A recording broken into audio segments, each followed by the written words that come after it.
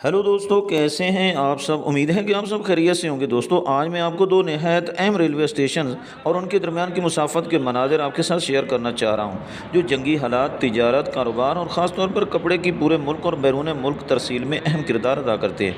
आज़ादी के वक्त ज़्यादातर लोगों का कत्लेआम इसी ट्रैक पर हुआ था जनाब।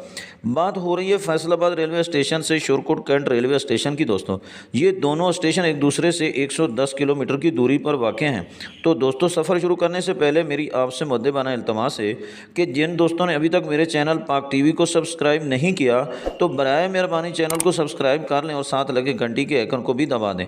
तो वीडियो बड़ी दिलचस्प होने वाली है, इसे आखिर तक ज़रूर देखिएगा। तो जनाब, अगर मुमकिन हो सके तो कोई अच्छा सा कमेंट्स भी कर दीजिएगा, मैं आपका ममनून रहूँगा। जी मेरे अजीज़ दोस्तों, तो बात करते हैं फैसलाबाद रेलवे स्टेशन की, जो 1886 में बना। बरतानवी राज में बनने वाले इस रेलवे स्टेशन से कराची, लाहौर, रावलपिंडी, क्वेटा, पेशावर और मुल्क के दूसरे अहम शहरों में जाने के लिए ट्रैक मौजूद हैं जनाब। इस रेलवे स्टेशन पर जदीद तर्ज का कंप्यूटराइज टिकट का निज़ाम भी मौजूद है। पेशगी रिजर्वेशन, दफातर, प्रीमियम क्लासेस और सेकंड क्लास के लिए अलग काउंटर मौजूद हैं जनाब। यहाँ पर एसी फिटेड वेटिंग हॉल हैं। कार्गो की सहूलत के साथ डिलीवरी का भी बहुत अच्छा इंतज़ाम है जनाब। फैसलाबाद, जिसे पाकिस्तान का मानचेस्टर कहा जाता है, ये रेलवे स्टेशन पाकिस्तान का एक अहम तरीन रेलवे स्टेशन है और फैसलाबाद की तारीखी इमारतों में से एक है। इस रेलवे स्टेशन पर 5 प्लेटफार्म हैं, 2 इजाफी इंजन और बोगियों की देखभाल के लिए हैं। लेकिन मौजूदा दौर में सफाई और सुथराई के मौसर इंतज़ाम न होने की वजह से ये अदम तवज्जोही का शिकार है जनाब। अगर इसकी सब्ज़ से तज़य्युन और आरइश कर दी जाए तो यकीनन ये यूरोप के मनाजिर पेश करेगा जनाब।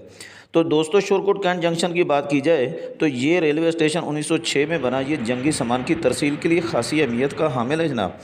आप दोस्तों, अगर इस ट्रैक पर टोबर टेक सिंह, जो मंटो के अफसाने का हामिल शहर है, और गोजरा, जो हॉकी के हवाले से एक अहम शहर है, के मनाजिर भी आपको इसी ट्रैक पर देखने को मिलेंगे जनाब। तो आज़ादी के वक्त सबसे ज़्यादा खून रेजी भी इसी ट्रैक पर हुई।